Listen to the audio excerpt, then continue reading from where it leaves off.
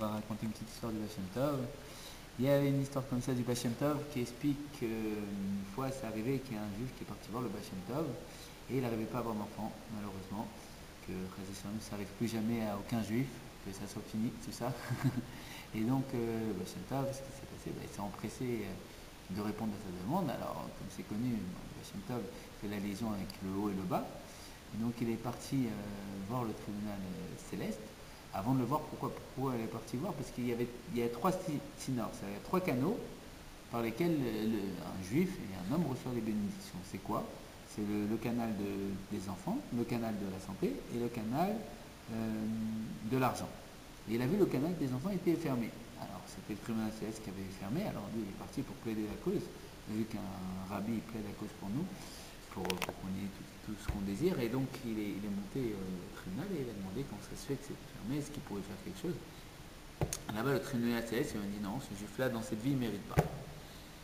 On laisse comme ça, il n'y a rien à faire, c'est comme ça, c'est pas autrement. Bon, Baal Shem Tov il ne savait pas quoi faire. Ce qui s'est passé à son niveau, il a fait, si on peut dire, entre parenthèses, Mitzirut Nefesh à fois.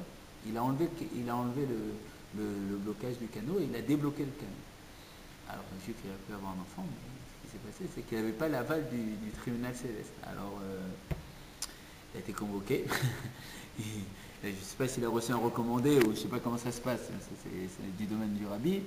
Il a été convoqué, il est arrivé là-bas et quand il est arrivé là-bas, ce qui s'est passé c'est qu'on lui a dit de quel droit tu as fait ça. Il a dit je ne pouvais pas laisser un juif comme ça, j'étais obligé, j'ai une misva de l'aimer, et oui, mais on t'a dit que c'est un droit. Il a dit je ne pouvais pas faire autrement. Et il dit maintenant tu sais qu'il y a un tikkun, il y a une réparation à faire. Et comme c'est toi qui as engendré, on est obligé de te faire, si on peut dire, payer. Il dit bah alors faites. Alors il dit mais toi tu as un niveau tellement haut que ça va te coûter beaucoup. Il dit bah, prenez. Il dit mais ça va te coûter quoi? Ça va te coûter tout ton Gan Eden, tout ton Olam Haba, tout ce que tu as fait de misot depuis que tu es né jusqu'à maintenant, ça te coûte. Et ils ont tout enlevé. Et tu n'auras plus de Gan Eden, plus de Olam Haba. Le Baal Shem Tov il est revenu. Et il a fait une idvadut, c'est en forme une grande réunion, il y avait tous ses chassidim. Et le Baal Shem Tov il avait quelque chose de particulier à ce moment-là. C'est que ses élèves, ils n'avaient jamais vu le visage du Baal Shem Tov, comme c'est expliqué dans la parasha de cette semaine qui dit ça. Que sur le visage de Moshe Rabbeinu, il y avait du or, il y avait de la lumière. Il y avait la lumière divine sur le visage de Moshe Rabbeinu. Le Baal Shem Tov, il avait le même éclat, si on peut dire, à son niveau. Il avait panim, le visage lumineux, rayonnant, resplendissant. Et ses élèves, ils n'ont jamais vu un éclat comme ça dans le visage de leur maître. Alors, ils se sont dit sûrement, c'est passé quelque chose d'incroyable. Comme on explique que sur le Baal Shem Tov, ceux qui croient les histoires du Baal Shem Tov, c'est un naïf. Et ceux qui ne croient pas, c'est un apiko. C'est quelqu'un qui renie tout à Torah. Et dessus, le Rabbi Maharash, il dit, je préfère, moi, le quatrième Rabbi de Lubavitch, il dit, je préfère être un naïf qu'un apikoros. C'est-à-dire quelqu'un qui renie tout à Torah. Alors, ses élèves, ils se sont dit, bon, sûrement, il ne sait pas quelque chose. Comme on connaît que le Baal Shem Tov, une fois, il a demandé à ses élèves, pour dire les miracles qu'il faisait, il a demandé à son shamash, son serviteur, de trouver des bougies pour allumer. Il a dit, j'ai pas trouvé de bougie. Il a dit, qu'est-ce que tu as trouvé? J'ai trouvé de la neige. Bah, allume la neige. Et ils ont réussi à allumer la neige. Il passait entre deux montagnes, et les deux montagnes sont accolées. Il a pu marcher dans les deux. Il était en calèche avec son chamash et avec quelqu'un qui conduisait la calèche. Et il y avait un mur devant eux. Alors il a dit, qu'est-ce que je fais? Il a dit, lâche les rênes des chevaux. Lâche les chevaux. Et le portail s'est ouvert. Le portail était fermé, il s'est ouvert. Parce que c'était l'histoire du Baal Shem Tov, que même celui qui conduisait la calèche, il se mettait à l'envers et de lâcher les rênes. Et la calèche, elle allait où elle allait. Et là-bas, il allait dans tel endroit, il faisait Netilat. Et depuis le début de la création, ses eaux, ils n'avaient pas reçu Netilat. Et ils n'avaient pas reçu la bracha. Et il était venu juste pour élever ses eaux. Des miracles qu'on n'a pas aidés.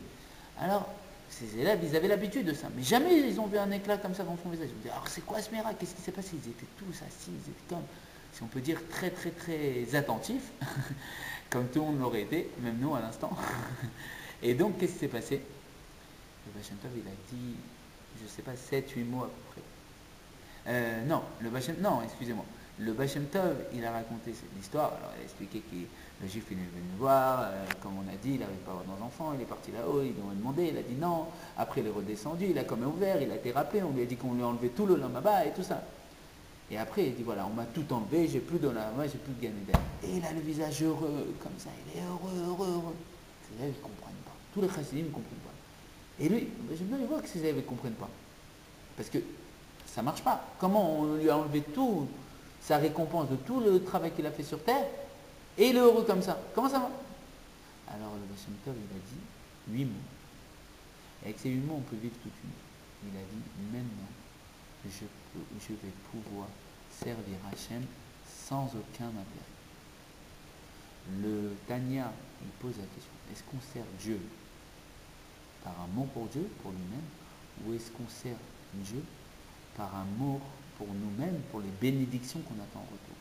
Si je sers Dieu pour quelque chose, si je prie le bon Dieu parce que j'ai besoin d'un iPhone, j'ai besoin d'une belle voiture, j'ai besoin d'une belle maison, j'ai besoin de plein de choses, et c'est normal, j'ai besoin, Dieu m'a fait avec l'envie d'avoir des besoins. Ben, c'est pas je sers Dieu, en fait, je me sers moi-même. Et c'est ça l'idolâtrie. C'est ça que la Torah appelle l'idolâtrie. C'est pas s'asseoir devant une statue, c'est complètement bête, c'est pas ça. C'est de façon très fine et très raffinée. L'idolâtrie, c'est de servir Dieu pour nous-mêmes. Donc en vérité, c'est on sert nous-mêmes et on fait l'idolâtrie sur nous. Quand on sert Dieu, c'est comme il dit l'Admorazaken, et c'est cette phrase qui est très connue. Il lui a dit, l'Admorazaken, dans un moment d'extase, il a dit à Dieu, je veux pas de ton Gan Eden, je veux pas de ton là-bas, ce que je veux c'est toi. Je veux toi. Quand on veut Dieu pour Dieu, ça c'est ça. Et Réadonenu, Morenu, Verabenu, Melech HaMashiach,